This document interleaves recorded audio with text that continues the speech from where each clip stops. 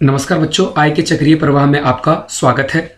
आज हम लोग मैक्रो इकोनॉमिक्स का मैं आपको मैक्रो इकोनॉमिक्स, जिसे हम लोग हिंदी में समष्टि अर्थशास्त्र कहते हैं, उसका इंट्रोडक्शन यानी पहला चैप्टर जो है ना आपका नेशनल इनकम, राष्ट्रीय आय।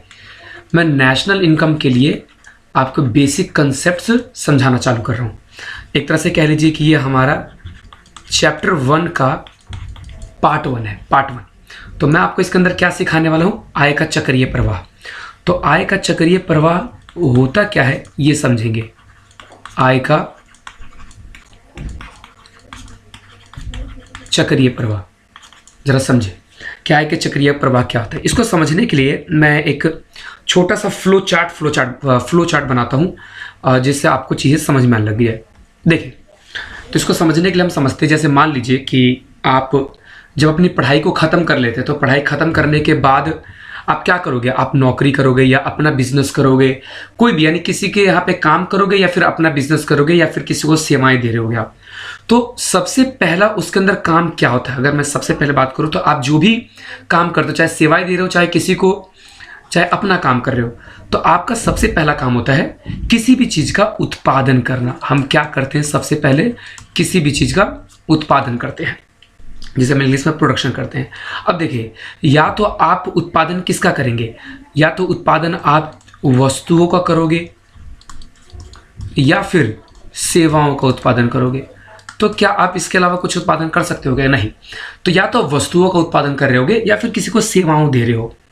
तो अब सबसे पहला पॉइंट क्या आता है कि ये जो उत्पादन हम करते हैं, सबसे पहला पॉइंट, उत्पादन करते हैं, तो उत्पादन करने के लिए हमें चाहिए होते हैं कुल मिलाकर 4 लोग। हमें चार चीज़ों की जरूरत पड़ती है, जैसे हम लोग बोलते हैं।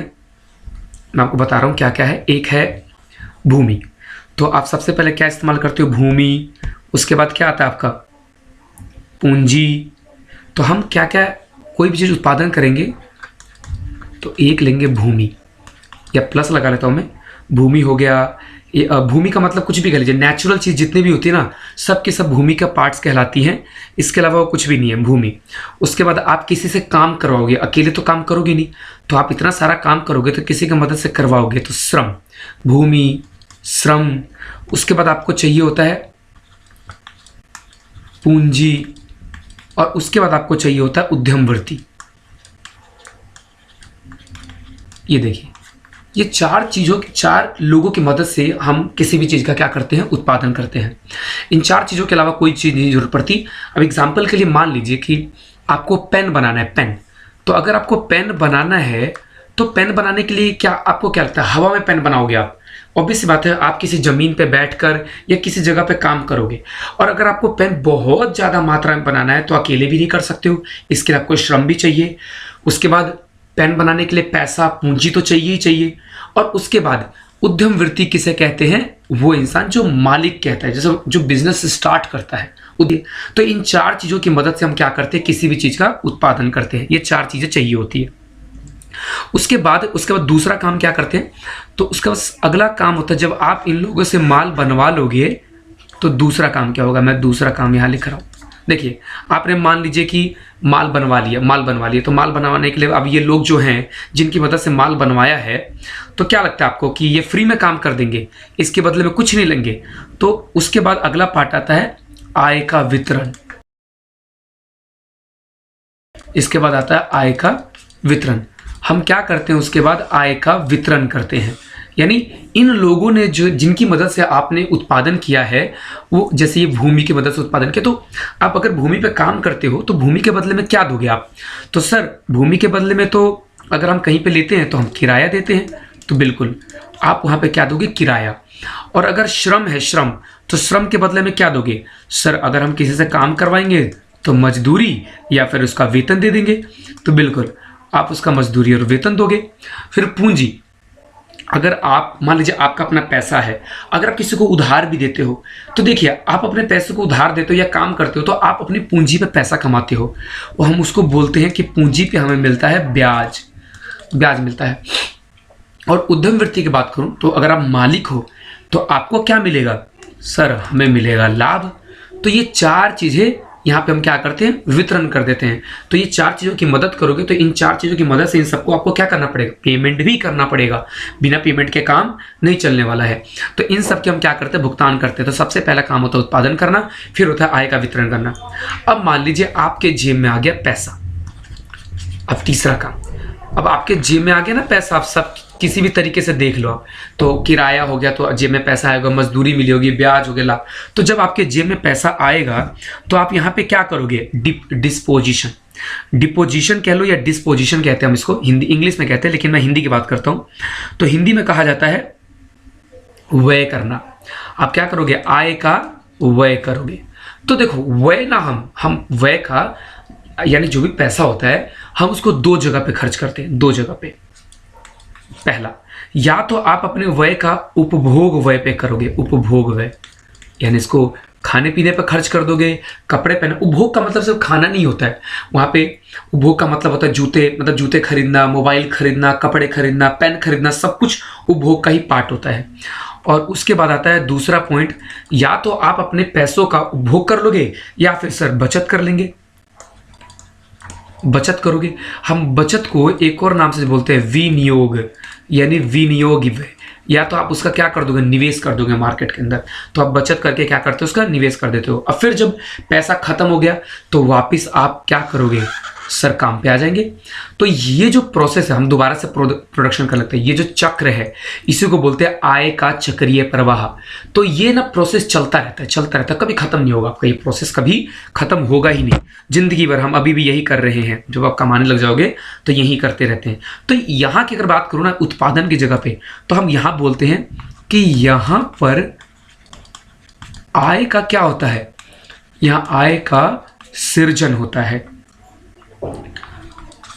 यहां आय का सृजन कहते हैं हम इसे, कि आय का सृजन होता है। और यहां पे क्या होता है, यहां पे तो साफ साफ समझ में आ रहा है कि सर यहां आय का वितरण होता है। तो आप यहां आय का वितरण करते हो और यहां पे क्या करते हो आप, सर आय का व्यय कर देते हैं हम यहां पे। यहां पे क्या करते हैं, आय का व्यय, यहां आय का व्यय होता है।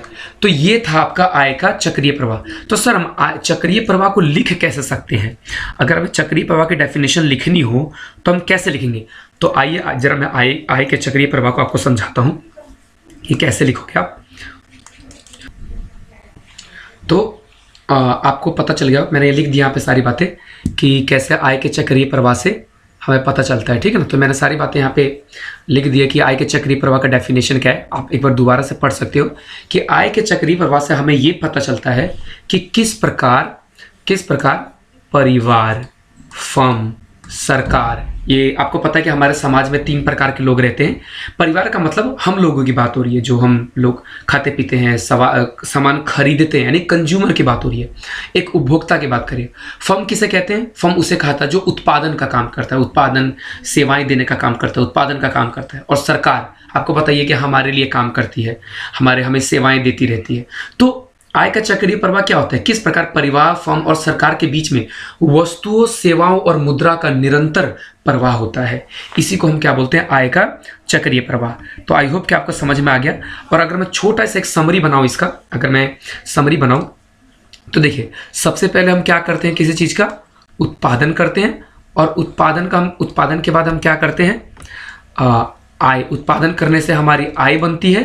फिर आय से हम क्या करते हैं, उसको व्यय करते हैं और फिर व्यय से वापस क्या करते हैं, उत्पादन। तो ये चक्र ना चलता रहेगा। तो चलिए एक पॉइंट आपको समझने वाली बात आ गई कि एक पॉइंट समझते हैं हम लोग कि उत्पादन के 4 कारक बताओ। उत्पादन के 4 कारक, तो उत्पादन के 4 कारक कौन से होते हैं और उनके पारिश्रमिक क्या होता है। तो मैं इसका एक लिस्ट बना रहा हूं। देखो अभी आपने जो पढ़ा है ना, आपने उसी को बोलते हैं। तो देखिए मैंने यहाँ कारक लिख दिया। कोई भी चीज का जब उत्पादन करते हो ना तो ये 4 चीज आपको चाहिए होती है। ये मैंने कारक लिख दिया, कारक कह सकते हो, साधन सेवाएं कह सकते हो। और ये मैं लिख रहा हूं पारिश्रमिक, उसका पारिश्रमिक लिखता हूं मैं। देखिए अगर मैं कारक की बात करूं तो आपका सबसे पहला कारक कौन सा होता है, मानवीय श्रम। यानी आप जिसकी मदद से काम करवाते हो।